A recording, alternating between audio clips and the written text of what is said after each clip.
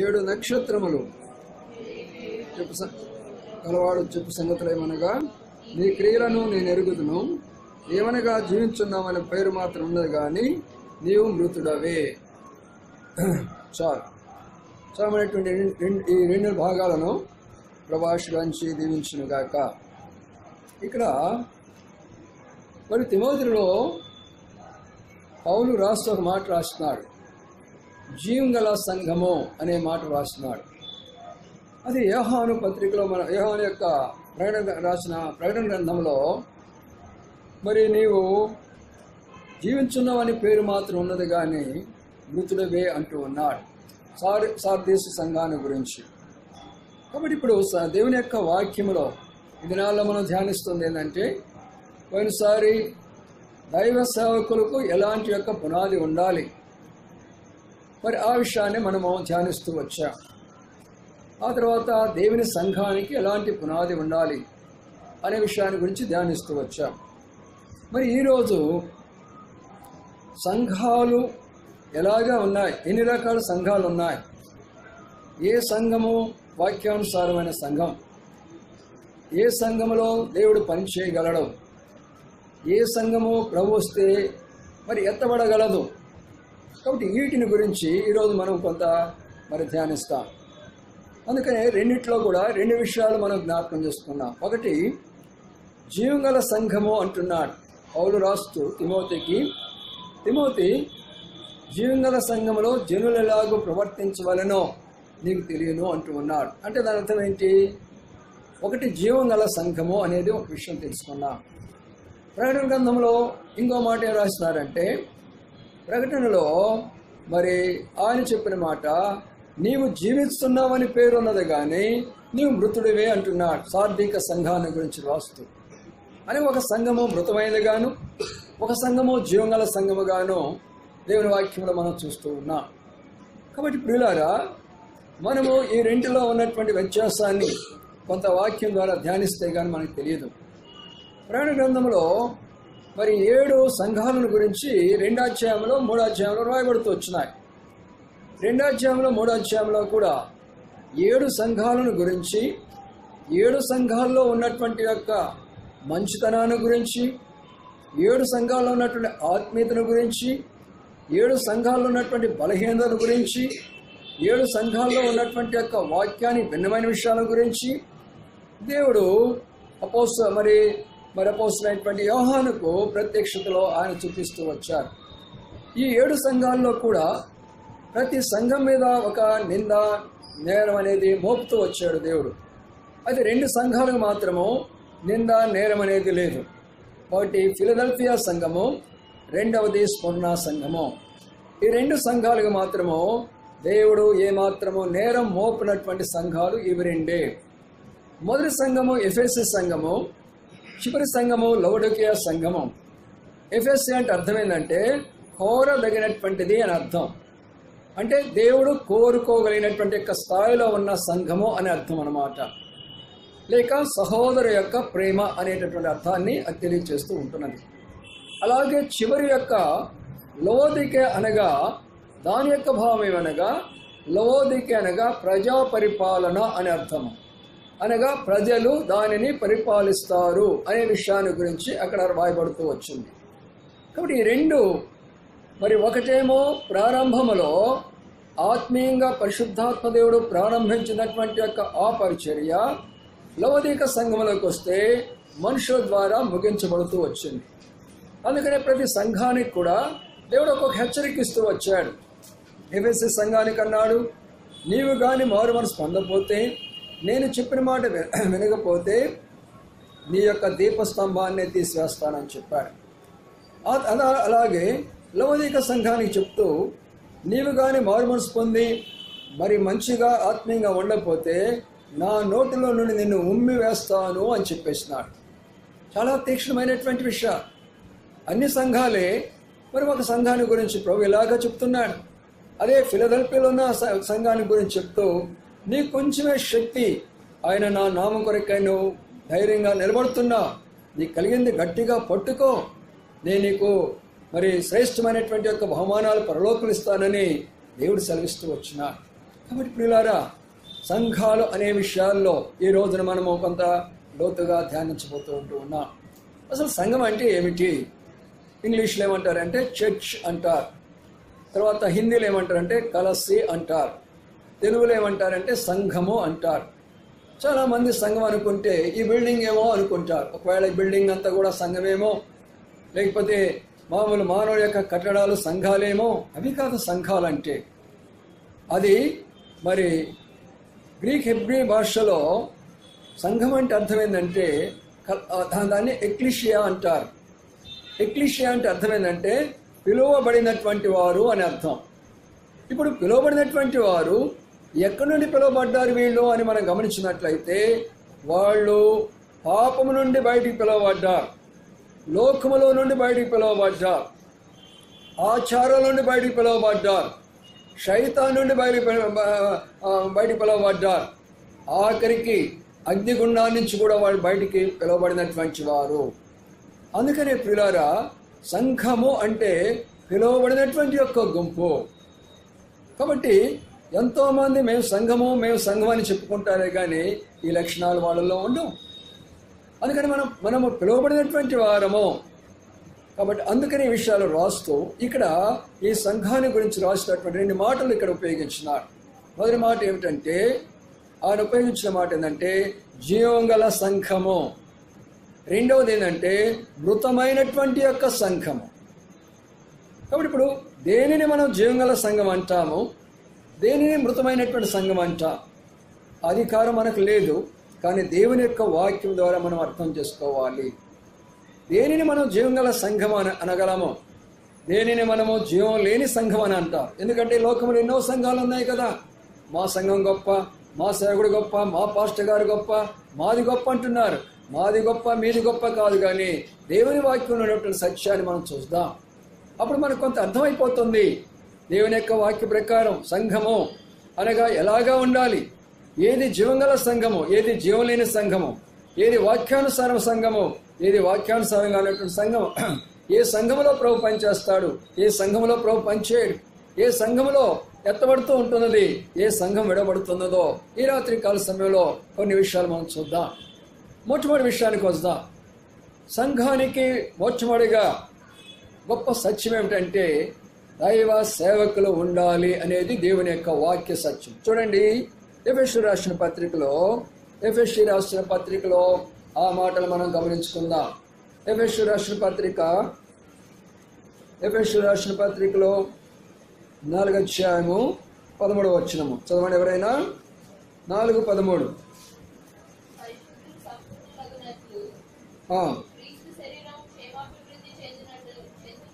పరిచర్య ధర్మ జరుగుటకును ఆయన కొందరు అపోస్తులుగాను, కొందరు ప్రవక్తలుగాను, కొందరు సువార్తికులుగాను, కొందరు కాపరులుగాను, కొందరు ఉపదేశకులుగాను నియమించను అనే మాట ఇక్కడ మనం చూస్తూ ఉన్నాం. కాబట్టి ఇక్కడ సువార్తికులు ఉన్నారు, కాపరులు ఉన్నారు. దేవుడు సంఘము క్షేమాభివృద్ధి ఉండాల, పరిచర్య యొక్క ధర్మం జరగాల, అక్కడ సంఘానికి క్షేమం ఉండాల, దైవ సేవ నియమాలు అక్కడ జరగాల. అందుకనే సంఘం కొరకై 5 రకాలైనటువంటి యొక్క దైవ సేవకులను దేవుడిచ్చిన వాడిగా కనబడుతూ ఉంటున్నాడు.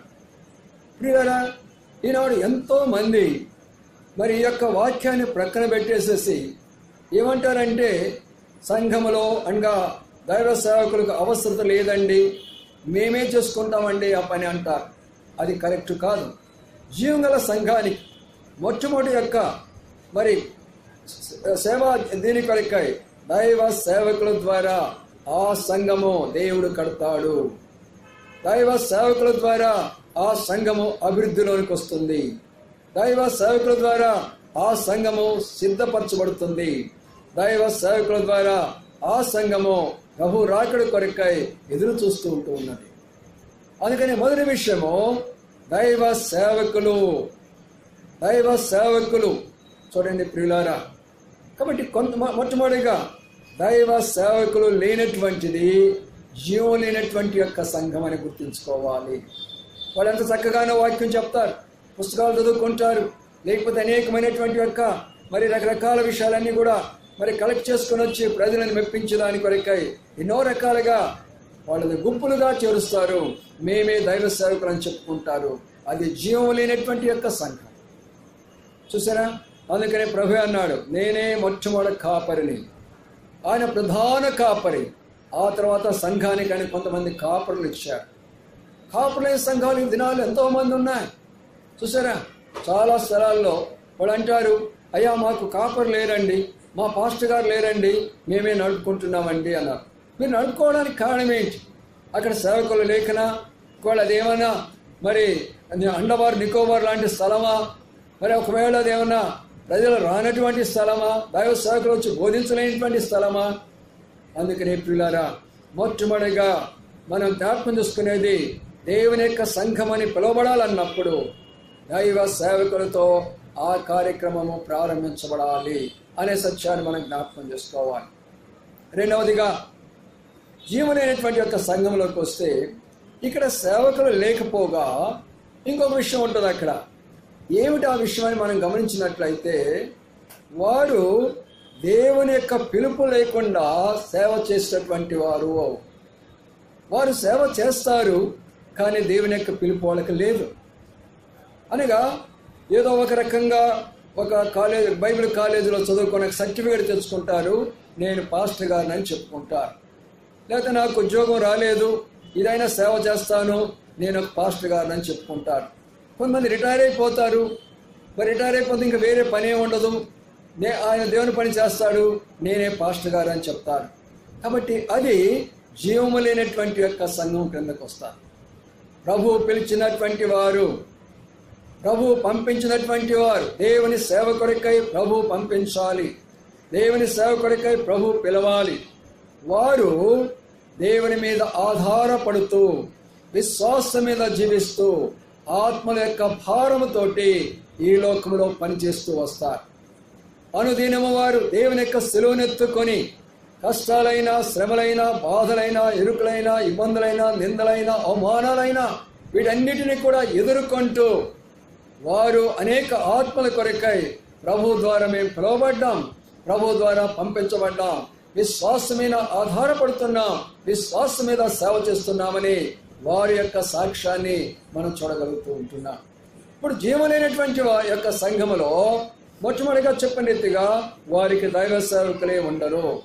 ఒకవేళ ఉన్నప్పటికీ కొందరు, ఇప్పుడు నేను చెప్పినటువంటి జాబితా ప్రకారం రిటైర్ అయిపోయిన వాళ్ళు, ఉద్యోగం లేనటువంటి వారు, ఏదో ఒక డిగ్రీ తెచ్చుకున్నటువంటి వాళ్ళు, ఏదో ఒక దాని కొరకై మేము కూడా సేవ చేస్తున్నామండి, మేము కూడా పాస్టర్స్ అండి, మేము కూడా అనేటటువంటిది వస్తూ ఉంటుంది ప్రియులారా.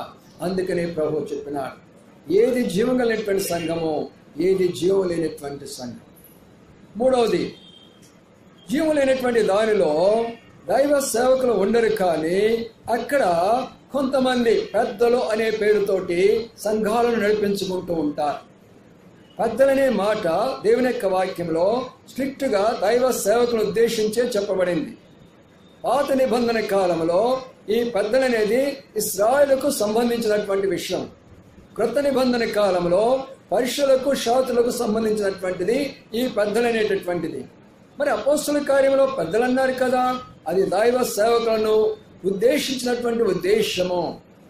అందుకనే ప్రియులారా, ఇక్కడ జరిగినటువంటి విషయం ఏంటంటే, ఆ యొక్క మరి పెద్దలు అనేటటువంటి వారు దైవ సేవకులు లేకుండా వారే దైవ సేవకులుగా పెద్దలుగా నడిపించబడుతున్నారు. అందుకనే దానిని లవోదికే సంఘానికి సాదృశ్యంగా ఉన్నది. పరిశుద్ధాత్మ దేవుని నడుపుదల లేదు, దైవ సేవకుని యొక్క నడుపుదల లేదు, దైవ సేవకుని యొక్క ప్రార్థన లేదు. వాళ్ళంతా వాళ్ళే కాన్ఫరెన్స్ చేసుకుంటారు. ఒకరు ప్రెసిడెంట్ అంటారు, ఒకరు సెక్రటరీ అంటారు, ఒకరు ట్రెజరర్ అంటారు, ఒకరు ఇంకో పేరు పెట్టుకుంటారు, మేమే సంఘాన్ని నడిపించుకుంటాము అంటారు. ప్రియుడా, దేవుని జీవం గల సంఘము జీవం లేనటువంటి సంఘానికి దేవుని యొక్క వాక్యంలో ఉన్నటువంటి యొక్క సత్యాన్ని చూడండి. దేవుని యొక్క వాక్యంలో ఆ సంఘము కొరకై ప్రభు 5 రకాలైన వరాలు ఇచ్చాడు. పరిశుద్ధులను సంపూర్ణం చేసేదాని కొరకై, సంఘము అభివృద్ధి వచ్చేదాని కొరకై, సంఘ విస్తరణ కొరకై 5 రకాలైనటువంటి దైవ సేవకులు ఇచ్చినప్పుడు ఎవరిని వద్దనుకొని చేయడం అనేది జీవనైన సంఘానికి ఉన్నటువంటి యొక్క మొదటి లక్షణము. సరే, ఇప్పుడు రెండో లక్షణానికి వెళదాం. రెండో లక్షణానికి వెళితే, ఇప్పుడు అసలు సంఘములో ఒక వ్యక్తి ఎలాగా చేర్చబడతారు? ఈ దినాల్లో చాలా మంది మరి సంఘాల్లో మెంబర్షిప్ పెడతారు. మా సంఘంలోకి వస్తే నేను ఇంత డబ్బు కట్టాలా, వాళ్ళ పేర్లు రిజిస్టర్లో కూడా రాసుకుంటారు. ప్రియులారా, ఇలాంటి యొక్క కొన్ని రకాలైనటువంటి యొక్క సంఘాలు, కొన్ని విధానాలు ఈ రోజున మనం చూస్తూ ఉంటున్నాం. అది దేవుని యొక్క వాక్యములో వారు సంఘంలో ఎలాగా చేర్చబడతారో రండి చూద్దాం. కొరింథీ రాసిన మొదటి పత్రిక 12వ అధ్యాయం. కొరింథీ రాసిన మొదటి పత్రిక 12వ అధ్యాయంలో ఒక మాట మనం ఇక్కడ జ్ఞాపకం చేసుకుందాం. ఎలాగ వాళ్ళ సంఘంలో చేర్చబడతారో మనము జ్ఞాపకం చేసుకుందాం. కొరింథీ రాసిన పత్రిక మొదటి పత్రిక 12వ అధ్యాయం 13వ వచనము. ఏలనగా యూదులమైనను గ్రీసు దేశస్థులమైనను దాసులమైనను స్వతంత్రమైనను మనమందరమి ఒక్క శరీరంలోనికి ఒక్క ఆత్మయందే బాప్తిసం పొందితిమి, మనమందరము ఒక్క ఆత్మను పానం చేసిన వారమైతిమి. చూడండి ప్రియులారా, సంఘములో నువ్వు చేర్చబడాలన్నప్పుడు మొదటి యోహాను పత్రిక 1వ అధ్యాయం 9వ వచనం ప్రకారం మన పాపములు మనం ఒప్పుకోవాలా. మన పాపములు జీవగల సంఘంలో ఉండేది మొదటి లక్షణం. నేను రెండవ లక్షణం చెప్తుంటున్నాను. ఎవరు జీవగల సంఘంలో చేర్చబడుతున్నారు అంటే వారి పాపాలు ఒప్పుకున్నారా, వారి పాపాలు ఒప్పుకున్నారా. అలాగనే 2వ కొరింథీ రాసిన పత్రిక 7వ అధ్యాయం 9వ వచనం ప్రకారం మరి దైవ చిత్తానుసారమైనటువంటి దుఃఖము రక్షణార్థమైన మారు మనసు కలుగు చేస్తున్నది. అనగా మన పాపాలు ఒప్పుకోవాలా. ఒక వ్యక్తి పాపని గ్రహించి వాక్యం ద్వారా పొడవబడి అయ్యో నేను పాపినని జ్ఞాపకం చేసుకొని ప్రభు దగ్గర పశ్చాత్తాపడి కన్నీటితోటి పాపాలు ఒప్పుకున్నప్పుడు ప్రభు ఆ బిడ్డలను క్షమించి వేస్తాడు. అందుకనే 1వ యోహాను పత్రిక 1వ అధ్యాయం 7వ వచనం ప్రకారం యేసు రక్తము ప్రతి పాపం నుండి కడిగి శుద్ధి చేస్తున్నది. కాబట్టి ప్రియులారా, వారు పరిశుద్ధమైన రక్తముతో కడగబడినటువంటి వారిగా ఉండాలి. చూసారా, అందుకనే వారు ఒప్పుకోవాలి, పశ్చాత్తాపడాలి, పాప క్షమాపణ పొందాలి. ఆ తరువాత మార్కు సువార్త 16:16 ప్రకారం నమ్మి బాప్తిసం పొందినవాడు రక్షించబడును అనే మాట ఉన్నది. కాబట్టి ఇప్పుడు నమ్మారు, బాప్తిసంలోకి రావాలా. బాప్తిసం పొందినవారు, వాక్యానుసారంగా పొందినవారు, పశ్చాత్తాపడినవారు, మరి పాపాలు ఒప్పుకున్నవారు, వారికి బాప్తిసాలు ఇవ్వబడతాయి. ఆ బాప్తిసాలు పొందిన తర్వాత వారు సంఘములో చేర్చబడతారు. చూసారా, అందుకనే ఫిలిప్పీ రాసిన పత్రిక 6వ అధ్యాయం 1వ వచనం ప్రకారం ఇది పునాది అని చెప్పబడుతూ ఉంటున్నది. నిర్జీవ క్రియలను విడిచి మారు మనసు పొందుటయు, బాప్తిసం గురించిన బోధయు, దేవుని యందు విశ్వాసం అనే విషయాలు ఇది పునాదిగా ఫిలిప్పీ రాసిన పత్రిక 6వ అధ్యాయం 1వ వచనంలో మనం చూస్తూ ఉంటున్నాం. కాబట్టి ఇప్పుడు సంఘస్థులైనటువంటి మనం ఈ రోజున సంఘంలో మనం ఇక్కడ కూర్చున్న మనం అందరం కూడా ఎలాగ మనం చేరినాం? మన పాపాలు ఒప్పుకొని సంఘంలో చేరేమా? పాపాలు ఒప్పుకోకుండా సంఘంలో చేరేమా? ఎందుకు చెప్తున్నానంటే జీవం లేనటువంటి యొక్క సంఘంలో ఉండేటటువంటిది ఏంటంటే వారు పశ్చాత్తాపడరు, వారు పాపాలు ఒప్పుకోరు. వారు ఏం చేస్తారంటే భౌతిక సంబంధమైనటువంటి విషయాలు, దేవుని నమ్ముకుంటే నాకు ఈ మేలు జరిగింది, దేవుని నమ్ముకుంటే నా రోగం పోయింది, దేవుని నమ్ముకుంటే నా బిడ్డలకు ఉద్యోగాలు వచ్చినాయి, దేవుని నమ్ముకుంటే నాకు పెళ్ళైపోయింది, దేవుని నమ్ముకుంటే నాకు బిడ్డలు పుట్టారు, దేవుని నమ్ముకుంటే ఈ కార్యం ఆ కార్యం జరిగింది, అందుకని నేను కూడా క్రైస్తవుని అంటారు. కాదు ప్రియులారా, అది జీవం లేనటువంటి యొక్క పునాది, అది సరైనటువంటి సంఘ పునాది కాదు. అందుకని అలాంటి వారు మరి సార్దీసు సంఘంలో అంటున్నారు, నా పేరు పెట్టుకున్నావు అయితే నువ్వు మృతుడివే. పేరు మాత్రం సంఘము, నా పేరు పెట్టుకున్నావు క్రీస్తు సంఘమని, నా పేరు పెట్టుకున్నావు దేవుని సంఘమని, క్రైస్తవ సంఘమని పేరు పెట్టుకున్నావు, నీవు మృతుడివే. ఎందుకు? నీ యొక్క పశ్చాత్తాపం కనబడలా, నీ యొక్క పాపాన్ని ఒప్పుకున్నట్టు కనబడలా. నేనేదో మేలు చేసినానని భౌతికమైనటువంటి మేలు కొరకై నువ్వు కేవలము నన్ను నమ్ముకున్నావు. అందుకనే నీవు మరి సంఘములోకి, జీవమైనటువంటి సంఘములో కాదు నీవున్నది, జీవం లేనటువంటి సంఘములో ఉన్నావని ప్రభు యొక్క వాక్యం తెలియజేస్తూ ఉంటున్నది. చూసారా, ఈ రోజుల్లో బాప్తిసాలు ఇస్తారు, చిన్న బిడ్డలకు బాప్తిసాలు ఇస్తారు, తర్వాత పెళ్లి సమయాల్లో బాప్తిసాలు ఇస్తూ ఉంటారు, కొంతమంది చనిపోయే సమయాల్లో బాప్తిసాలు ఇస్తారు. ఇవన్నీ కూడా వాక్యానుసారమైన కాదు. బాప్తిసం అంటే అర్థం ఏమిటి? మరి రోమీయుల పత్రిక మరి 6వ అధ్యాయంలో చెప్పబడిన రీతిగా 5వ వచనం నుండి క్రీస్తుతో కూడా మనము పాతి పెట్టబడ్డాము, క్రీస్తుతో కూడా మనము లేస్తూ ఉంటున్నాము. అది బాప్తిసం యొక్క సాక్ష్యం. అది మరి మన పాత జీవితాన్ని అంతా కూడా ఆ నీళ్ళల్లో పూర్తిగా సమాధి చేసి నూతనమైనటువంటి జీవితంతో ప్రభు దగ్గర లేస్తూ ఉంటూ ఉన్నాం. అందుకని ప్రియులారా, సంఘములో జీవంగల సంఘం అనగా వీళ్ళు పశ్చాత్తాపడి సంఘములో చేర్చబడతారు. సంఘములో చేర్చబడతారు. పాపాలు ఒప్పుకొని సంఘంలో చేర్చబడతారు. సరైన బాప్తిసం తీసుకొని సంఘంలో చేర్చబడతారు. అయితే నామకార్థముగా జీవం లేనటువంటి సంఘము, మృతమైనటువంటి సంఘములో భౌతికంగా మేలు చేశారని వాళ్ళు కూడా సంఘంలో చేరుతారు. ఇందులో ఎక్కువ మంది అన్య యొక్క బ్యాక్గ్రౌండ్ నుంచి వచ్చిన వాళ్ళు జాగ్రత్తగా ఉండాలి. ఎక్కువ మంది మేము ఇంతమంది విగ్రహారాధికులుగా ఉండేవాళ్ళం అండి, ఇప్పుడు మానేసావు. ఎందుకు మానేసావు? నువ్వు పాపాన్ని జ్ఞాపకం చేసుకున్నావా? నువ్వు పశ్చాత్తాపడ్డావా? మరి నిజంగా దేవుడని దానికని నీ కొరక చనిపోయాడనే విషయాన్ని నువ్వు జ్ఞాపకం చేసుకున్నావా? లేదండి, మేము ఒక మొక్కుకున్నాం దేవుణ్ణి, ఆ మొక్కుబడి పూర్తయిపోయింది, ఆయన నాకు మేలు చేశారండి, అందుకని నేను యేసుప్రభువుని నమ్ముకున్నావా? నీవు మృతమైనటువంటి సంఘములో ఉన్నావు. అది జీవం గల సంఘము కాదు. అందుకని పిల్లరా, రెండవ యొక్క అనుభవంలో జీవం గల సంఘానికి మృతమైనటువంటి సంఘానికి ఉన్నటువంటి తేడాను మనం చూస్తూ ఉంటున్నాం. చూడండి, మొదటి కొరింథీ రాసిన పత్రికలో ఇంకో మాట ఇక్కడ మనం గమనిస్తాం. 15వ అధ్యాయంలో 19వ వచనంలో, ఈ జీవితకాలం మట్టుకి మనం క్రీస్తును నిరీక్షించిన వారిని ఎడల మనుషులందరికంటే దౌర్భాగ్యులమే. అనగా ఈ జీవితకాలం కొరకే, ఈ భౌతిక సంబంధమైన వాటి కొరకే, ఈ ఆస్తుల కొరకే, లేక యొక్క సీట్ల కొరకు, లేక ఉద్యోగాల కొరకు, లేక వివాహాల కొరకు, లేక ఈ లోక సంబంధమైనటువంటి ధనము, వీటి కొరకే నువ్వు కానీ ప్రభు నమ్మినట్లయితే మనుషులందరికంటే దౌర్భాగ్యులు. అందుకని ప్రియులారా, రెండవ దానికి మనం వచ్చినట్లయితే జీవం గల సంఘానికి, జీవం లేనటువంటి సంఘానికి ఉన్న తేడాల్లో ఉన్న రెండవ విషయానికి వస్తాం. ఇప్పుడు మూడవ దానికి వద్దాం. మూడవ దానికి వచ్చినట్లయితే అపోస్తుల కార్యము 2వ అధ్యాయం, అపోస్తుల కార్యము 2వ అధ్యాయంలో ఉన్న మాటను మనం జ్ఞాపకం చేసుకుందాం. త్వరగా మీ యొక్క విషయాలు మనం అర్థం చేసుకోవాలి. అపోస్తుల కార్యము 2వ అధ్యాయంలో 42వ వచనాన్ని మనం అందరికీ చదువుకుందాము. అందరికి వచ్చినటువంటిది 42 చదవండి.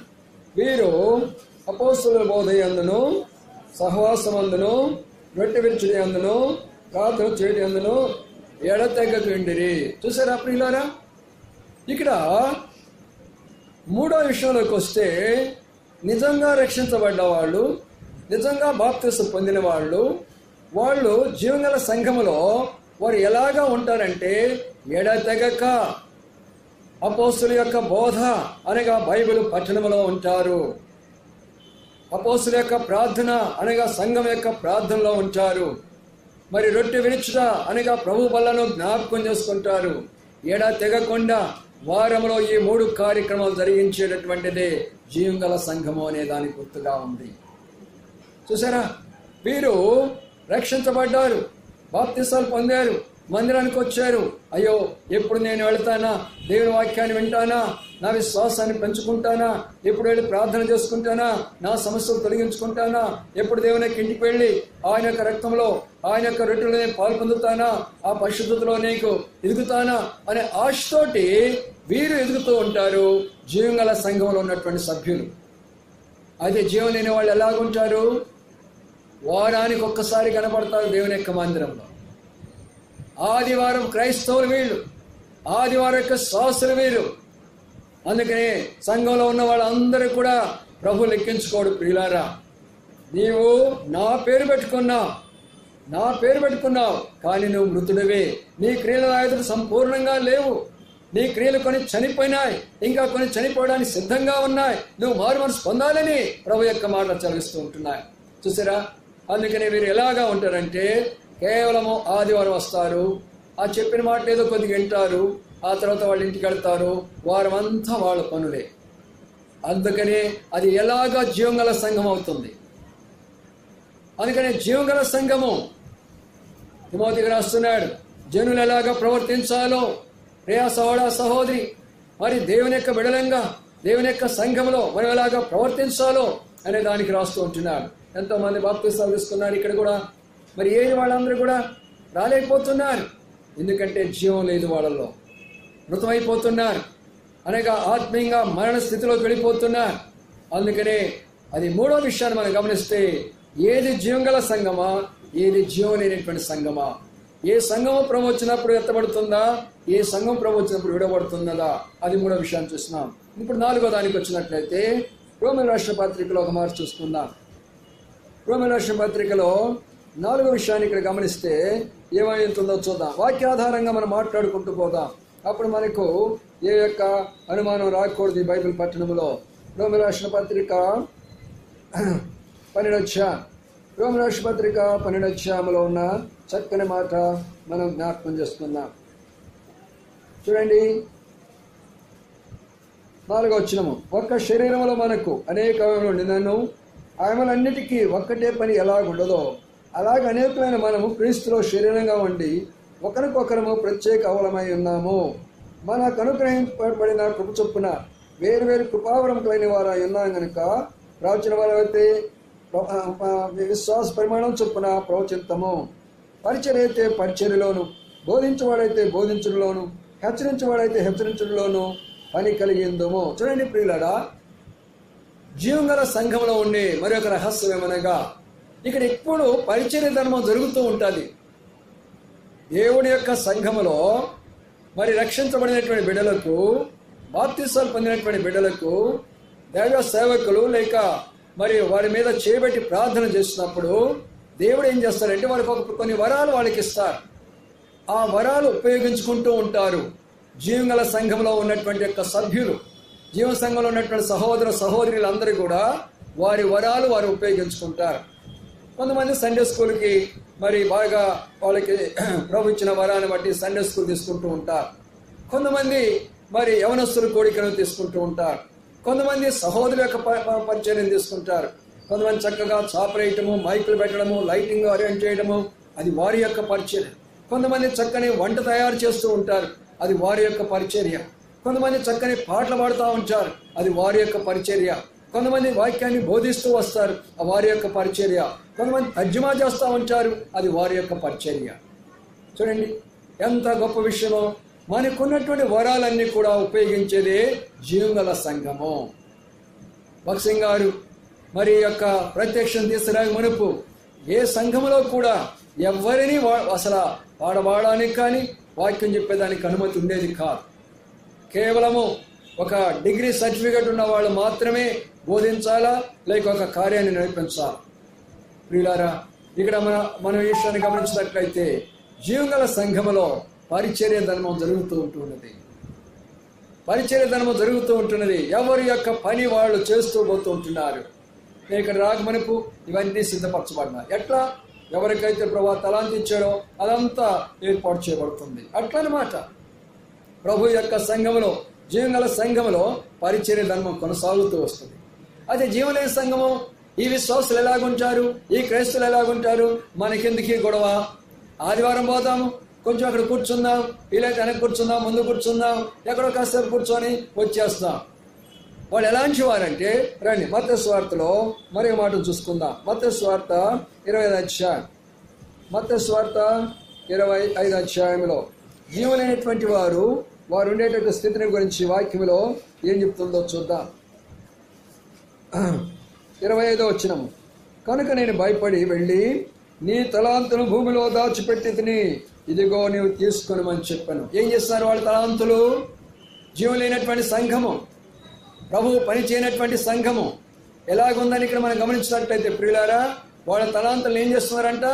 భూమిలో దాచిపెడుతున్నారు. ఉపయోగించుకోవడంలా, పాటలు పాడేవాళ్ళు పాటలు పాడటంలా, వాక్యం చెప్పేవాళ్ళు వాక్యం చెప్పటంలా, పరిచయం చేసేవాళ్ళు పరిచయం చేయటంలా నాకెందుకు వచ్చింది, ఎవరో చూసుకుంటారులే, ఎవరో చేస్తారులే అనే విధానంలో ఉంటారు. కానీ అయ్యో నా తలాంతు ఉంది, నా తలాంతు నేను ఉపయోగించుకోవాలి, ఇది నా సంఘమే, ఇది దేవుని యొక్క సంఘములో ప్రభు నాకు ఒక తలాంతు ఇచ్చాడే, నా తలాంతు నేను ఉపయోగించాలి, కొన్ని ఆత్మను సంపాదించుకోవాలి. ప్రభు దగ్గరికి వెళ్ళినప్పుడు నన్ను అడుగుతాడే, నీ తలాంతు ఉపయోగించేవా, కొన్ని ఆత్మను సంపాదించేవా, ఏం చేస్తావు నాకంటే నేనేం సమాధానం చెప్పాలా అనే భయం అనేది లేకుండా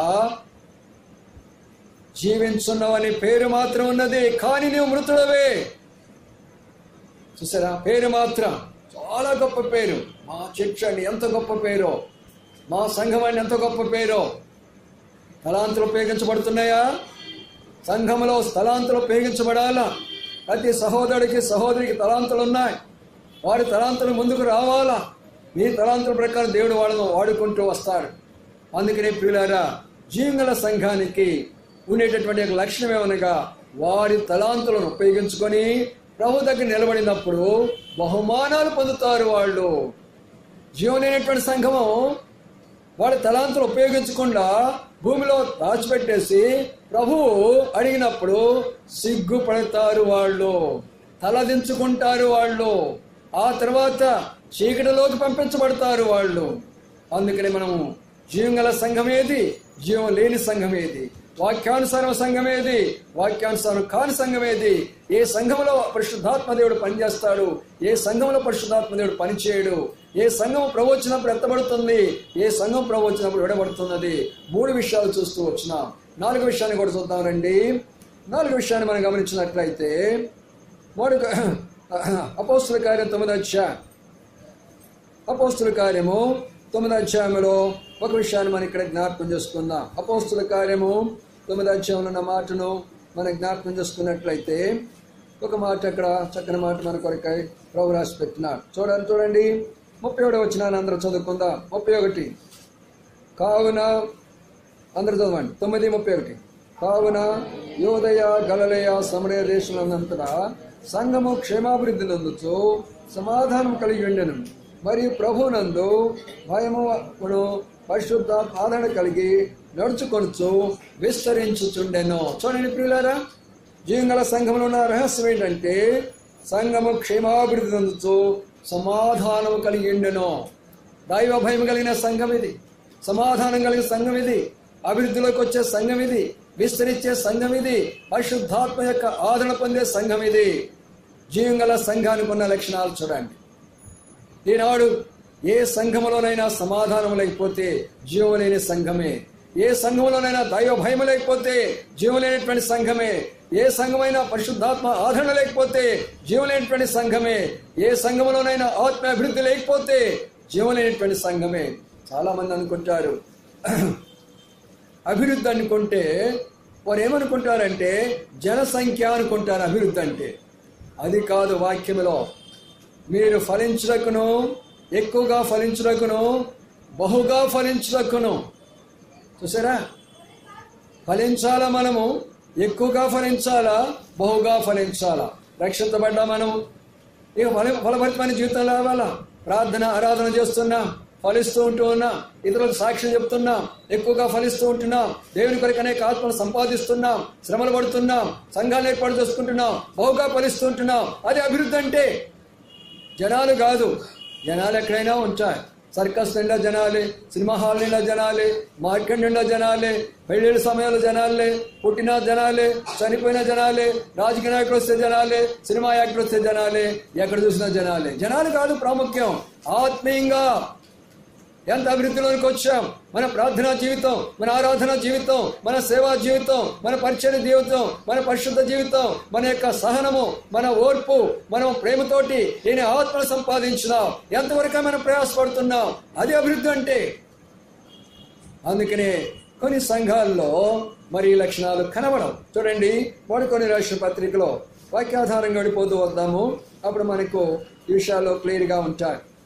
కొన్ని రాష్ట్ర పత్రిక 1వ అధ్యాయం, 3 అధ్యాయం 10వ వచనములో, సహోదరులారా మీరందరూ ఏకభావము మాట్లాడవాలని, మీలో కక్షలు లేక ఏక మనసుతోను ఏక తాత్పర్యంతోను మీరు సందులో ఉండవాలని మన ప్రభువైన యేసుక్రీస్తు పేరిట మిమ్మను వేడుకొంచున్నాను. నా సహోదరులారా, మీలో కలహములు కలవని మిమ్మల్ని గురించి క్లోయింటి వారి వలన నాకు తెలియవచ్చును. ఏమన్నండి, కొరింథీయుల సంఘంలో కలహాలున్నాయి, తగాదాలున్నాయి, కొట్లాట్లున్నాయి, సమాధానం లేని సంఘాలు.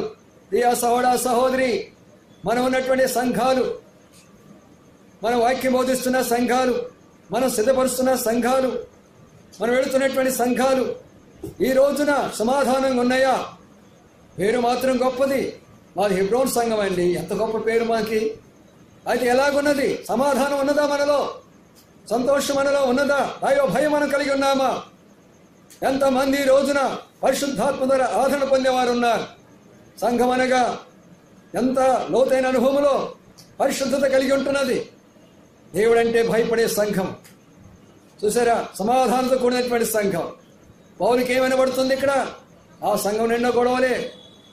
కొరింథీ సంఘం అన్ని కొంపలు ముచ్చుతానే ఉన్నా. ఎక్కడ చూసినా తగాదులే. వాళ్ళు తగాదాలు, వీళ్ళు తగాదాలు, రకరకాలైనటువంటి యొక్క డిఫరెన్సులు. ప్రియా సహోదర సహోదరి, రాత్రికాల సమయంలో జీవం గల సంఘంలో సమాధానం ఉంటుంది. అది చిన్న సంఘము కావచ్చు, అది 10 మంది కావచ్చు. ఇందాక మనం పాడుకున్నాం, ఇద్దరి అన్నది దేవుని యొక్క మందిరము. అది సమాధానంగా ఉండాలా. ప్రభుని యొక్క ఇంటిలో కలహము లేదు, పాడుకున్నా. నల్లని వారు తెల్లని వారు లేదు, పాడుకున్నా. గొప్పవారు పేదవారు అనేది లేదు, పాడుకున్నా. అది వాస్తవేనా? మన సంఘములో, ఇక్కడ ఉన్నటువంటి సంఘములో, మన సంఘాల్లో, మనకు తెలిసిన సంఘాల్లో ఇది వాస్తవమైన విషయమేనా? అందుకనే ఆ సంఘం ఎలాగా ఉన్నది? సమాధానంగా ఉన్నది, దైవ భయము కలిగి ఉన్నది, ప్రేమ కలిగి ఉన్నది, పరిశుద్ధాత్మక ఆదరణ కలిగి ఉన్నది. జీవనేని సంఘం ఎలాగున్నది? కొట్లాట్లు, తగాదాలు, మనస్పర్ధలు, అసూయలు, పగలు. అందుకంటున్నాడు ప్రకటన గ్రంథం 3వ అధ్యాయంలో, నా పేరు పెట్టుకున్నావు, నీవు మృతుడవే, నీ క్రియలు నా ఎదురు సంపూర్ణంగా కనబడలేదు, చావునైనా నీ క్రియలను బలపరుచుకో, లేకపోతే ఏమిచ్చాడు తెలుసు అక్కడ? దొంగ వలె నీ మీదకు వస్తాను. ఇది కొంతమందికి చాలా అర్థం కాదు. ఈ మాటకు చాలా మందికి మాట అర్థం కాదు. దొంగ వలె అంటే ఆయన ఏమన్నా రెండో రాకడ రాబోతున్నాడేమని కొంతమంది అనుకుంటూ ఉంటారు. నీ మీదకు దొంగ మీదగా రాబోతున్నాను అంటే నీ పరిస్థితి ఏం కాబోతుందో తెలియదు. నేను వచ్చేటటువంటి విధానంలో ఏం కాబోతున్నావో నీకు తెలియదు. ఏ రూపంగా నీ మీదకి రాబోతున్నావో తెలియదు. ఒక శిక్ష రూపంలో రాబోతున్నానా, ఒక భూకంప రూపంలో రాబోతున్నానా, ఒక భయంకర తుఫాన్ రూపంలో రాబోతున్నానా, ఒక రోగ రూపంలో రాబోతున్నానా, భయంకరమైనటువంటి యొక్క ఇంకొక రూపంలో నేను నీ మీదకి రాబోతున్నానా? దొంగ వలె నీ మీదకి వస్తాను, జాగ్రత్త. జీవం లేనటువంటి సంఘాలు, వాక్యానుసారం కానటువంటి సంఘాలు, ఆత్మీయంగా లేనటువంటి యొక్క సంఘాలు, పరిశుద్ధత లేనటువంటి యొక్క సంఘాలు, సమాధానం లేనటువంటి సంఘాలకు దేవుడిచ్చేటటువంటి యొక్క హెచ్చరిక అది. అందుకనే ప్రియులారా, ఇక్కడ ఉన్నటువంటి గొప్ప రహస్యమేమనగా జీవం గల సంఘంలో జనులు ఎలాగా ప్రవర్తించాలో చూడండి. ఇంకొక మాట తీతు రాసిన పత్రికలో, ఆ మాట మనం చదువుకుందాం. తీతు రాసిన పత్రికలో ఇంకో మాట కూడా మనం చూసుకుందాం. ఇక్కడ ఉన్నటువంటి మాటను తీతుకు రాస్తూ పౌలు ఒక మాటను హెచ్చరిస్తూ వచ్చాడు. చూసుకుందాం ఆ మాటను. ఇక్కడున్న మాట తీతు రాసిన పత్రిక 3వ అధ్యాయంలో, తీతు రాసిన పత్రిక 3వ అధ్యాయంలో 9వ వచనం చూడండి. అవివేక తర్కములను, వంశావళులను, కలహములకు, ధర్మశాస్త్రం గురించిన వివాదములను నిష్ప్రయోజనమైన వ్యర్థమై ఉన్నవి కనుక వాటికి దూరంగా ఉండుము. ఏమండి, అవివేక తర్కాలు సంఘాల్లో, ఈ సంఘం కరెక్టా, ఆ సంఘం కరెక్టా, ఈ సిద్ధాంతం కరెక్టా, ఆ సిద్ధాంతం కరెక్టా, పరిశుద్ధాత్మను గురించి అనేకమైనటువంటి అభిప్రాయాలు, బాప్తిసాన్ని గురించి అనేకమైనటువంటి అభిప్రాయాలు. ఎందుకు ఈ వితర్కాలన్నీ కూడా? మారు మనసు పొంది పరిశుద్ధంగా జీవించు, చాలు, ప్రభువుతో ఎత్తబడతావు. ఆ పరిశుద్ధంగా జీవించేదాని కొరకై దేవుని వాక్యం చదువుకోవాలి. ఆ పరిశుద్ధంగా జీవించేదాని కొరకై దేవుని యొక్క ఆయన మరణాన్ని మనం జ్ఞాపకం చేసుకోవాలి, తర్కాల ద్వారా కాదు. ఇంకోటి ఏమందంటే వంశావళులండి. సంఘంలో ఈ యొక్క మాట వినాలంటేనే చాలా నవ్వుగా ఉంటుంది. ఈరోజు సంఘాలు కులతత్వంలో కట్టబడుతున్నాయి. కొంతమంది రెడ్లు సంఘం అంటారు, కొంతమంది చౌదరుల సంఘం అంటారు, కొంతమంది నాయుడు సంఘం అంటారు, కొంతమంది బ్రాహ్మణ సంఘం అంటారు, కొంతమంది మాలమాదిగ సంఘం అంటారు. ఏమిటండి ఇదంతా కూడా? ఎలాగ సంఘాలు అవుతావన్నీ? అందుకనే 1 కొరింథీ 12:12 యూదులమైనను, గ్రీసు దేశస్థులమైనను, ఇంకా గొప్పవారమైనను, తక్కువవారమైనను, దాసులమైనను, స్వతంత్రమైనను, మనమందరమే ఒక ఆత్మయందు, ఒక బాప్తిస్మలోకి, ఒక దర్శనంలోకి మనం వచ్చినాం. ఇంకా భేదభావాలు ఉండకూడదు. జీవం గల సంఘంలో భేదభావాలు ఉండవు. భక్సింగ్ గారి దినాల్లో అందరూ ఎంతో ప్రేమతో చూపించేవాళ్ళు. రాజుల భక్సింగ్ గారే, మీరు ఆశ్చర్యపడతారు. హాకీ వాళ్ళ ఇళ్లలోకి వెళ్ళి చక్కగా భోంచేసుకొని వాళ్ళు వేసినటువంటి యొక్క చాప మీద హాయిగా పండుకొని వచ్చేటటువంటి వారు. ఈనాడు ఉన్నారా సేవకులు? మన సేవకుల్లో వాళ్ళు పాకి వాళ్ళు, అక్కడికి ఎందుకు వెళ్తాం మనం? వాళ్ళు తక్కువ వాళ్ళు, అక్కడికి ఎందుకు వెళ్తాం మనము? చదువుకున్న వారి దగ్గరికి వెళ్ళాలా, ధనవంతుల దగ్గరికి వెళ్ళాలా, మంచిగా ఉన్న వాళ్ళ దగ్గరికైనా మనం వెళ్ళేది. దేవుని యొక్క సంఘంలో అలాంటి భేదాలు ఉండకూడదు. జీవం గల సంఘంలో అందరమే సమానమే. గొప్పవారని లేదు, తక్కువారనేది లేదు, చదువుకున్నారని లేదు, చదువు లేదనేది లేదు, ధనవంతులనేది లేదు, పేదవాళ్ళనేది లేదు, నల్లని వాళ్ళనేది లేదు, తెల్లని వాళ్ళనేది లేదు. భాషా భేదాలు అంతకన్నా ముందు ఉండవు, కుల మతాలు అంతకన్నా ముందు ఉండవు, వంశావళ అంతకన్నా ముందు ఉండవు. మన అన్నిటినీ కూడా యేసుక్రీస్తు రక్తంలో కొట్టివేయబడ్డాయి అన్నీ కూడా.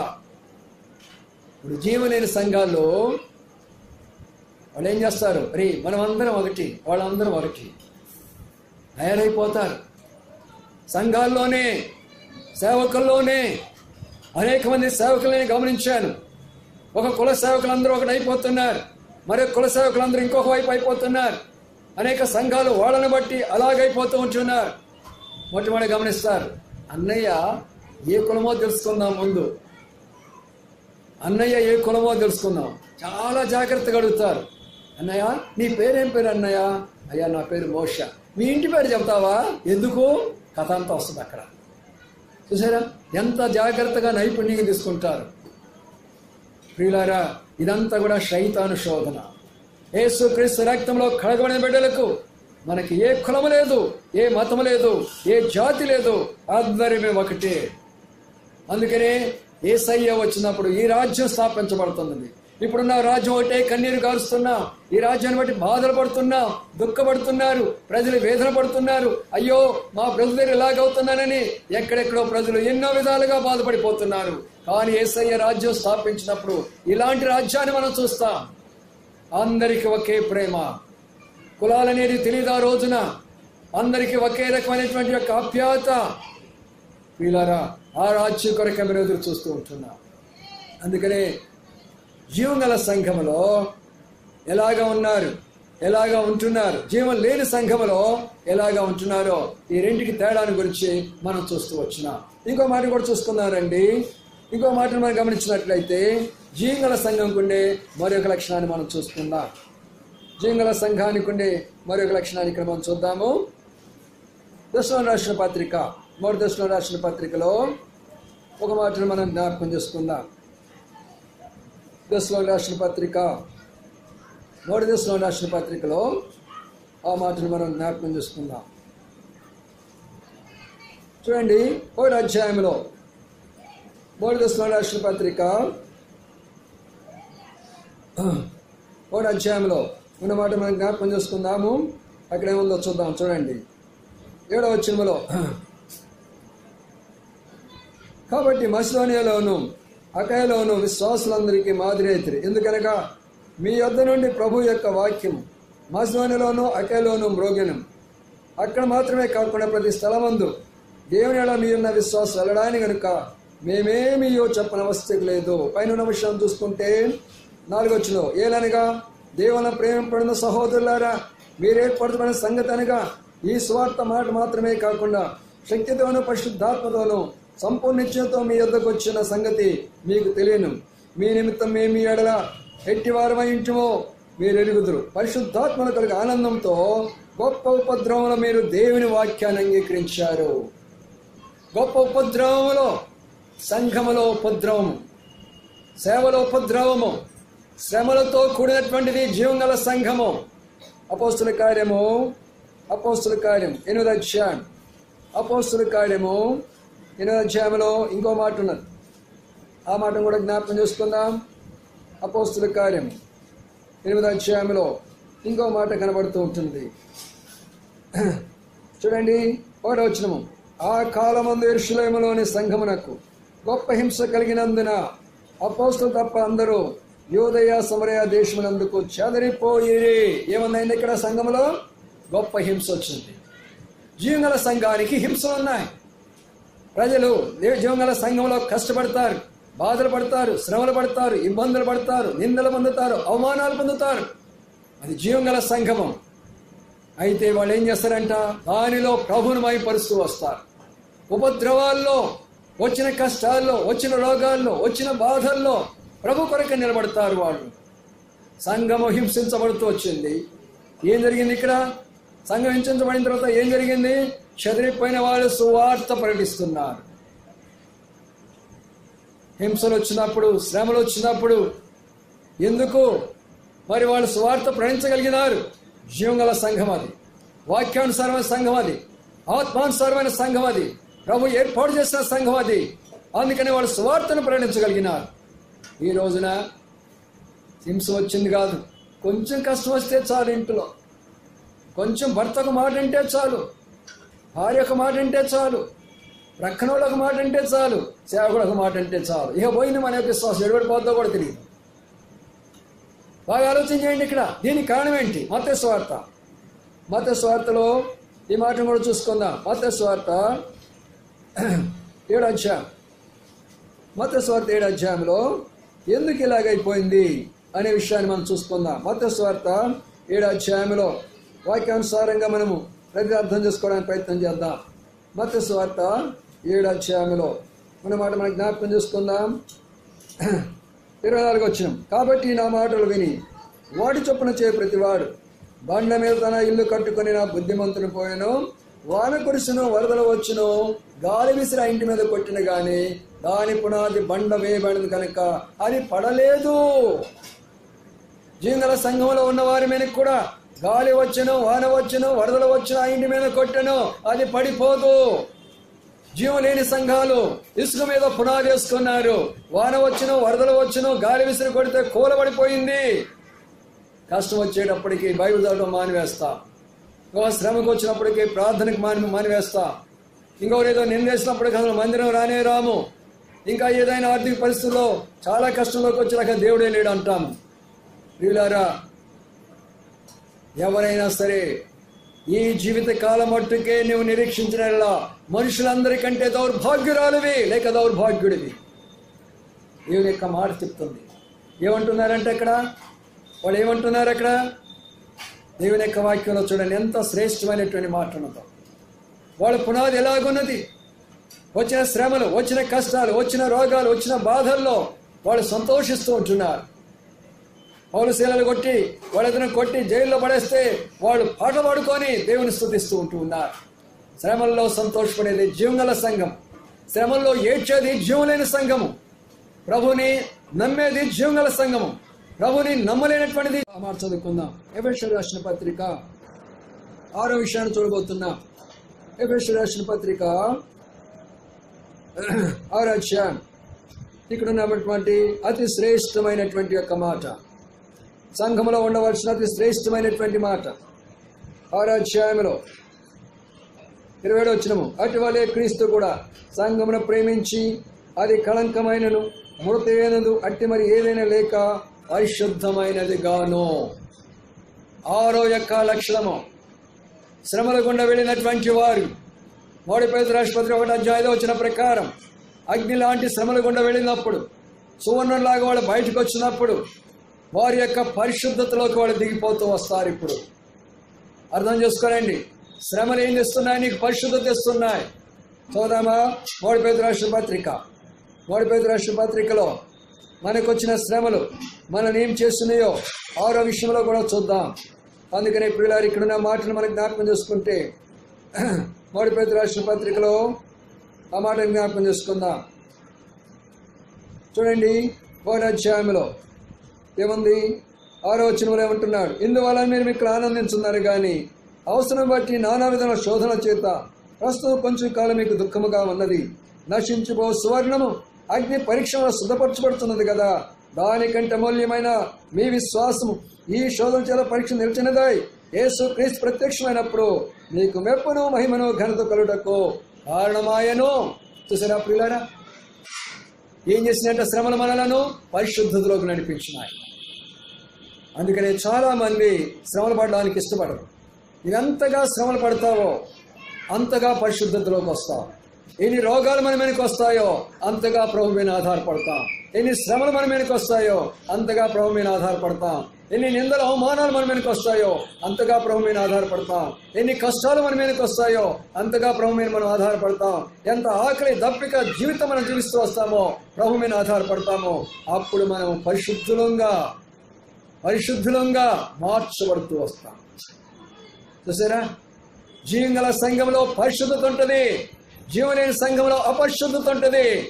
7కి వస్తారు, మందిరంలో కూర్చుంటారు, దేవుని వాక్యం వింటారు, ఇంటికి వెళతారు, టీవీ పెట్టుకుంటారు, సినిమాలు చూస్తారు, ఇక్కడికి వస్తారు, దేవుని బైబిల్ తెరుస్తారు, ఇంటికి వెళతారు, నవలు చదువుతూ వస్తారు. ఇక్కడికి వస్తారు, దేవదూతల్లాగా కనబడతారు, ఇంటికి వెళతారు, దయ్యాల్లాగా వారి యొక్క కుటుంబాల్లో యుద్ధాలు కలహాలు పెట్టుకుంటారు. అపరిశుద్ధమైనటువంటి సంఘాలు, జీవం లేనటువంటి యొక్క సంఘాలు. ప్రియ సోదర సహోదరి, చూడండి ఇక్కడున్న మాట, దేవుని యొక్క సంఘము 6వ యొక్క లక్షణం ఏమిటని మనం చూసినట్లయితే అది పరిశుద్ధమైనటువంటి సంఘము. శ్రమలు పరిశుద్ధత నడిపిస్తూ ఉన్నాయి. చూసినారా? అందుకని ఇప్పుడు మనం అందరం కూడా పరిశుద్ధంగా ఉన్నప్పుడు ఏం జరుగుతుందో తెలుసునా? చూడండి ఆ మాట, హెబ్రీ రాసిన పత్రికలో ఆ మాట మనం చక్కని మాట మనకు కనబడుతుంది. 12వ అధ్యాయం 14వ వచనంలో, అందరితో సమాధానమయు పరిశుద్ధత కలిగి ఉండడానికి ప్రయత్నించుడి, పరిశుద్ధత లేకుండా ఎవడనో ప్రభువును చూడనేరడు. అర్థమైంది మాట? ప్రభువును చూడాలా? మధ్యాకాశంలోకి వస్తున్నాడు, మనస్సుల సంఘం సిద్ధపడుతుంది, అందరూ చెప్పుకుంటున్నారు యేసు ప్రభు వస్తున్నారు, అయ్యా సిద్ధపడాలా, సంఘాలు పాస్టర్లు బోధిస్తున్నారు, యేసు ప్రభు వస్తున్నాడు. పరిశుద్ధంగా ఉన్నదా? నీ జీవితం పరిశుద్ధంగా ఉన్నదా? నీ కుటుంబం పరిశుద్ధంగా ఉన్నదా? సంఘం పరిశుద్ధంగా ఉన్నదా? లేకపోతే లేకపోతే ప్రభువును చూడలేవు. ప్రభు మధ్యాకాశంలోకి వచ్చినప్పుడు నీవు చూడలేవు. పరిశుద్ధత కొరకే దేవుడు నీకు ఎన్ని విషయాలు ఇచ్చాడో తెలుసా? మొట్టమొదటిగా ఆయన ఇచ్చినటువంటిది ఏంటంటే ఆయన యొక్క ప్రశస్తమైన వాక్యం వింటే నీ పాపాన్ని నువ్వు తెలుసుకుంటావు. అప్పుడు ఏం చేయబడుతుంది తెలుసా? వాక్యం వింటే పరిశుద్ధాత్మ దేవుడు నిన్ను ఒప్పిస్తాడు. రెండవది పరిశుద్ధాత్మ. మూడవది ఏం తెలుసా? ఎప్పుడైతే పరిశుద్ధాత్మ దేవుడు నిన్ను ఒప్పిస్తాడో యేసు రక్తం నీ పాపాన్ని కడుగుతున్నది. అది మూడవది, యేసు రక్తము. వాక్యము, పరిశుద్ధాత్మ, యేసు రక్తము, వీటి ద్వారా మనం పరిశుద్ధంగా చేయబడతాం.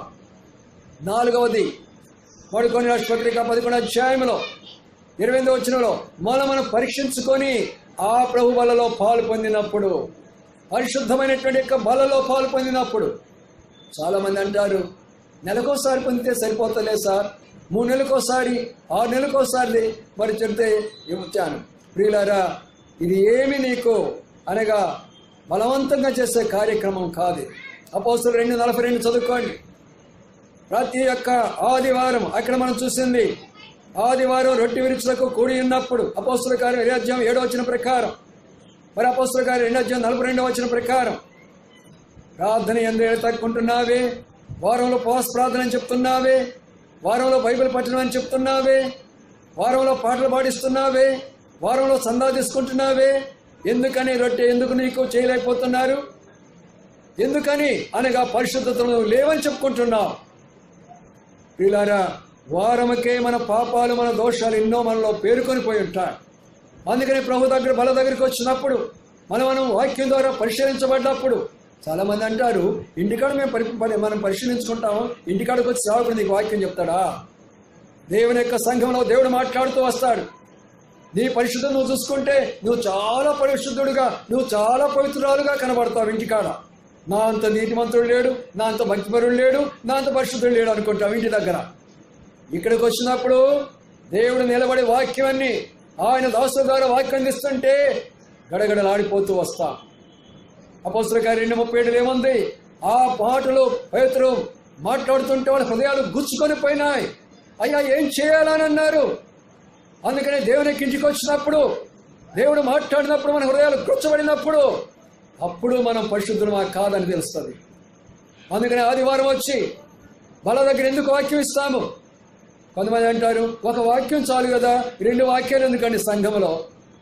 మోడీగా ప్రభు నీకు ఈ వారం అంతా ఏమి చేశాడో దానికి కృతజ్ఞతగా ఉండి ప్రభు ఏమై ఉన్నాడో, ఆయన ఎంత గొప్పవాడై ఉన్నాడో ఆయన ఆరాధించేది మొదటి భాగం. 2వ భాగంలోకి వస్తే నీవేమై ఉన్నావు ప్రభుకి, నీవేం చేస్తున్నావు ప్రభుకి, నువ్వెంత పరిశుద్ధంగా ఉన్నావు ప్రభుకి. ప్రభు వచ్చినప్పుడు నువ్వు సిద్ధంగా ఉన్నావా? అందుకని ప్రియులారా, పరిశుద్ధత కలిగి ఉండాలా. జీవంగల సంఘంలో పరిశుద్ధత ఉంటుంది. కొన్ని సంఘాలు అక్కడికక్కడే కొట్టుకుంటారు, అక్కడికక్కడే నీవెంత అంటాడు, ఈ పెద్ద ఆ పెద్ద నెట్టివేస్తాడు, ఈ సేవకుడు ఆ సేవకుడు నెట్టివేస్తాడు, అక్కడే కొట్లాడు జరిగిపోద్ది. వాళ్ళంతా ఒకవైపోతారు, వీళ్ళంతా ఒకవైపోతారు, కర్రలు తీసుకుంటారు. ఓ మా సంఘం పరిశుద్ధమైన సంఘం. ఎలాగైపోతుంది? అపవిత్రమైన సంఘం. అపవిత్రమైన మాటలు మాట్లాడతారు, విశ్వాసుల గుండి బూతులు మాట్లాడుకుంటారు, దేవుని బిడ్డలని చెప్పుకొని మాట్లాడినటువంటి మాటలు మాట్లాడుతూ వస్తారు, నోటికి రాని మాటలు మాట్లాడుతూ వస్తారు, చూడరానటువంటి విషయాలు చూస్తూ వస్తారు, వినరానటువంటి విషయాలు వింటూ వస్తారు, చేయరానటువంటి కార్యాలు చేస్తూ వస్తారు. ఎలాగ పరిశుద్ధమైనటువంటి సంఘం అవుతుంది? అందుకనే ప్రియులారా, జీవం గల సంఘానికి 6వ లక్షణం ఏంటనగా అది పరిశుద్ధత కలిగినటువంటి సంఘం. జీవం లేనటువంటి సంఘము, సార్దీసు సంఘానికి ఉన్నటువంటి లక్షణం ఏమనగా అది అపవిత్రమైనటువంటి సంఘం. అందుకని అన్నాడు, పేరు మాత్రం నాదే కదా, నా పేరే పెట్టుకున్నావుగా, నా బైబిలే పెట్టుకున్నావుగా, నా వాక్యం నీ మందిరంలో పెట్టావుగా, నా పటమే పెట్టుకున్నావుగా నీ మందిరంలో, నా సిలువే పెట్టుకున్నావుగా అక్కడ. కానీ నీవేమిటి? ఒక మృతుడిగా ఉన్నావా, జీవంగలవాడిగా ఉన్నావా? జీవంగల సంఘములో జనులలాగా ప్రవర్తించాలో, జీవం లేనటువంటి యొక్క సంఘము. ప్రియులారా, 6 లక్షణాలు మనం చూస్తూ వచ్చినాం. ఆఖరిగా 7వది కూడా చూసి ముగించుకుందాం. 7వ దానిలోకి వచ్చినట్లయితే మొదటి దశలోని రాష్ట్ర పత్రికలో లేక మత్తయి సువార్త చూద్దాం. ముందు మత్తయి సువార్త 20వ అధ్యాయం, మత్తయి సువార్త 20వ అధ్యాయంలో 7 విషయాలు చూసుకొని మనం ముగించుకుందాం. మత్తయి సువార్త 27వ అధ్యాయం, 25వ అధ్యాయం, 20వ అధ్యాయము, మత్తయి సువార్త 20వ అధ్యాయము. చూడండి, ఇక్కడ ఒక మాట కనబడుతుంది. 6వ వచనము, అర్ధరాత్రి వేళ ఇదిగో పెండ్లి కుమారుడు, అతను ఎదుర్కొని రండని కేక వినబడెను.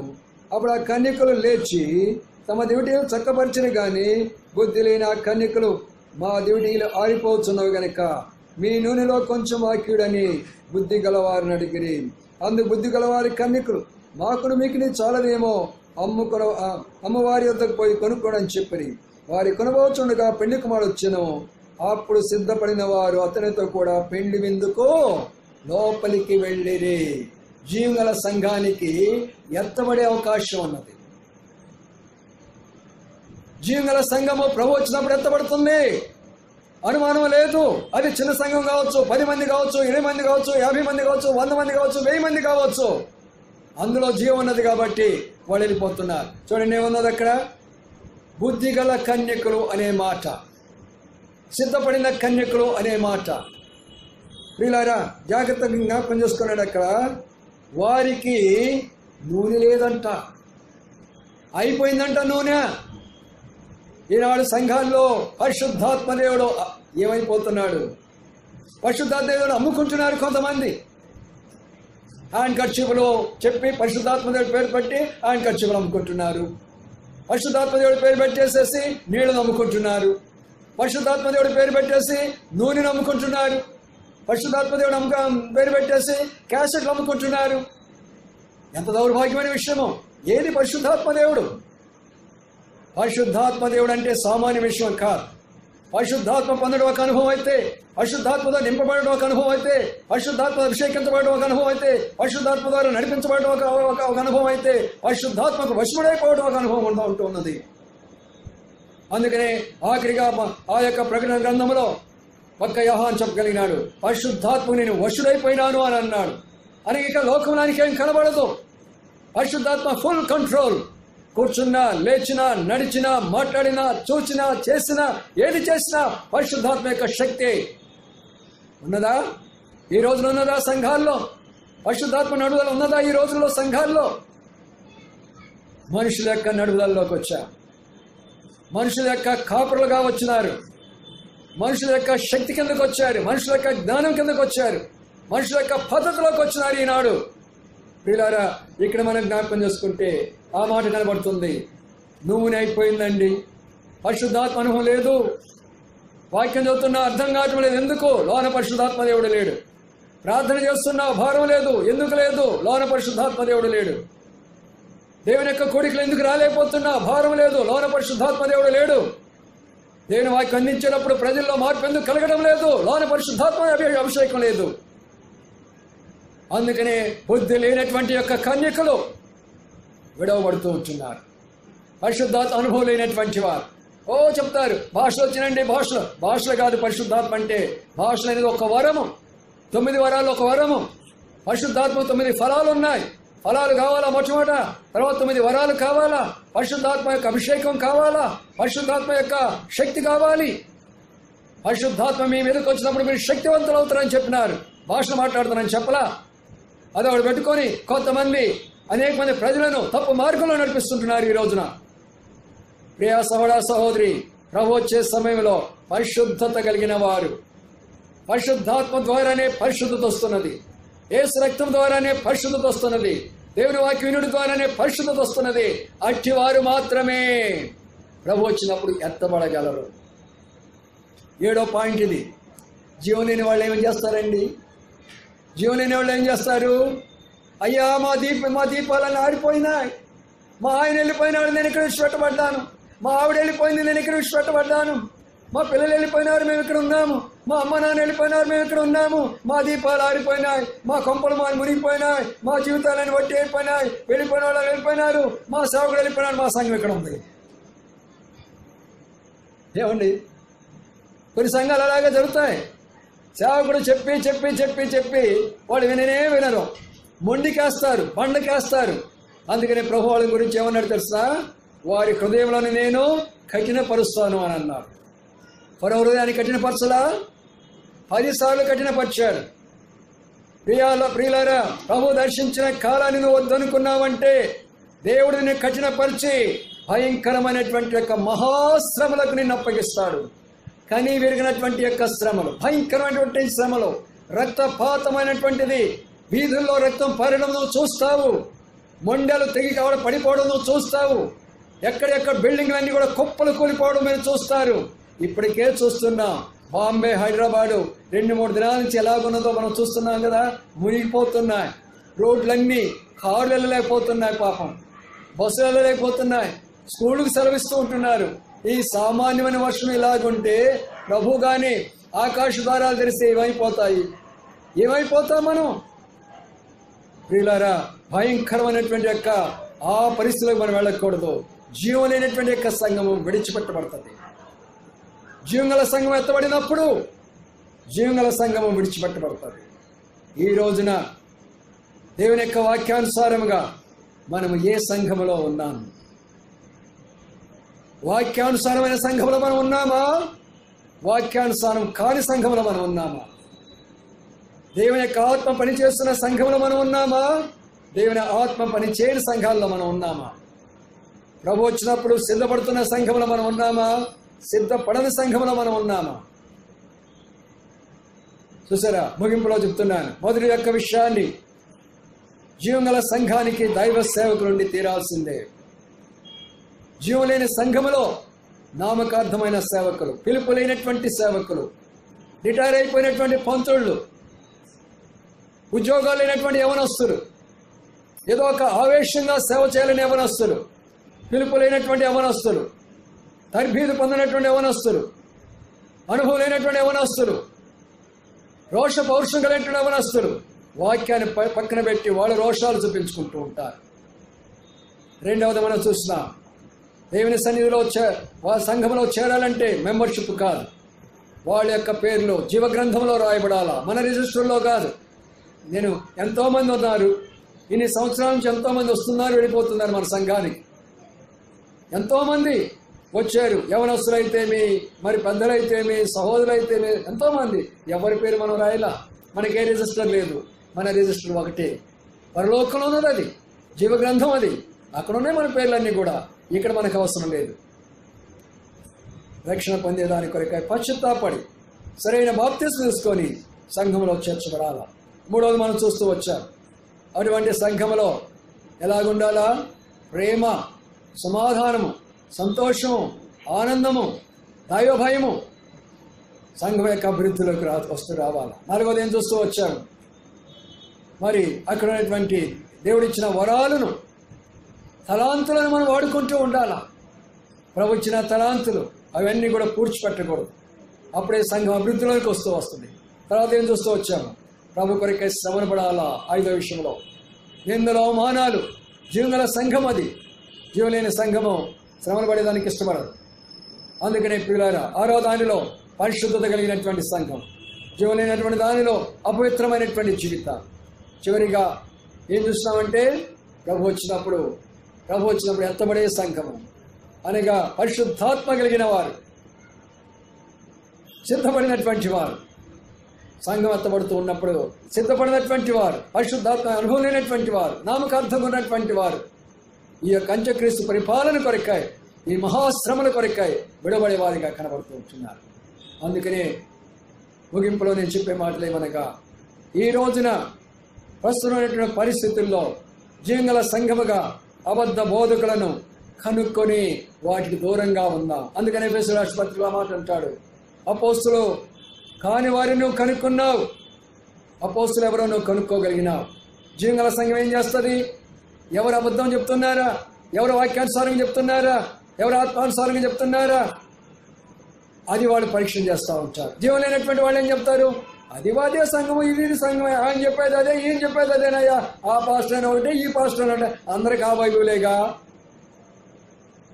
అందరికి ఆ బైబులేగా, అందరికి ఆ దేవుడేగా. జీవంగల సంఘము తప్పుడు బోధన నుండి తప్పించుకుంటుంది, అబద్ధ బోధన నుండి తప్పించుకుంటుంది. జీవం లేని సంఘము అన్ని రకాల బోధనలు నమ్ముకుంటుంది, అందుకని విడిచిపెట్టబడతా ఉంటుంది. అందుకని ప్రియులారా, ఈ రాత్రి కాల సమయంలో మనమందరం కూడా, ప్రభువా నీ వచ్చినప్పుడు జీవంగల సంఘములో నన్ను చేర్చినావయ్యా, ఈ యొక్క లక్షణాలు ఉన్నటువంటి సంఘములో నేను ఆత్మీయంగా వర్ధిల్లాలని, నీ రాకడ కొరకై నేను ఎదురు చూస్తున్నానని మనం పరీక్షించుకుందాం. ఆ తర్వాత ప్రార్థన చేసుకుందాం. రండి ప్రార్థన చేసుకుందాం.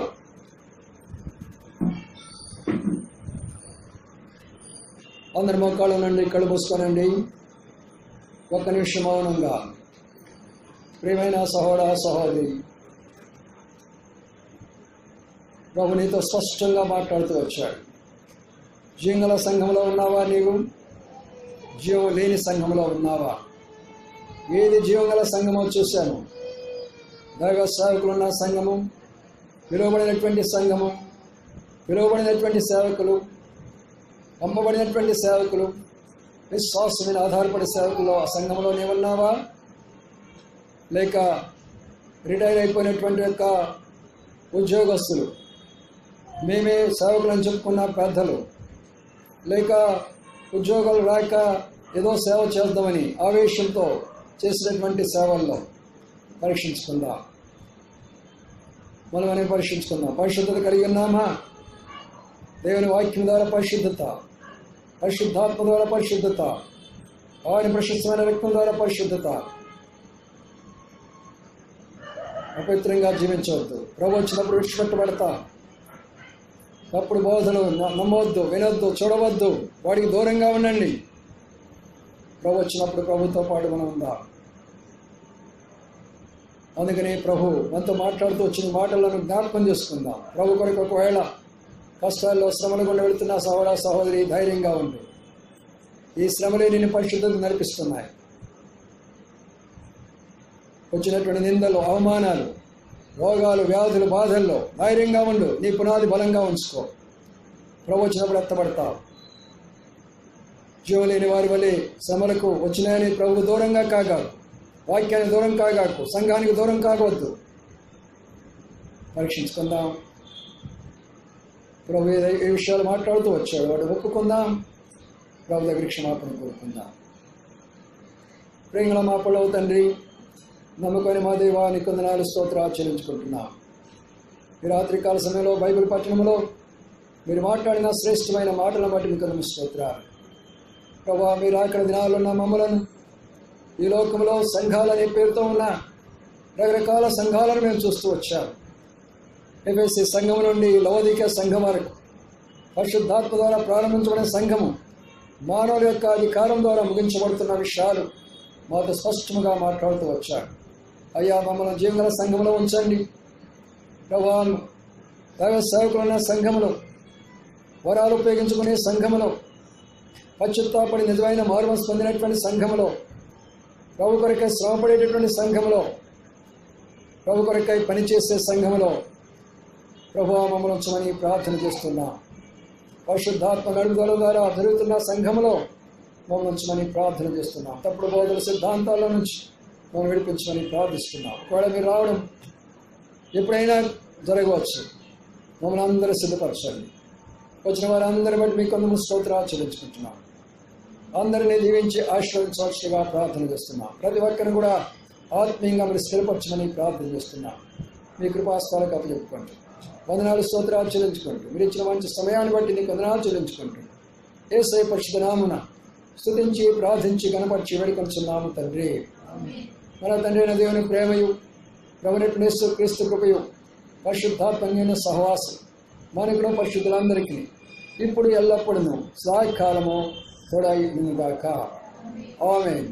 మనమే ప్రభుని పరలోక గృహము తానే వసించును దానియందు. మనమే ప్రభుని పరలోక గృహము తానే వసించును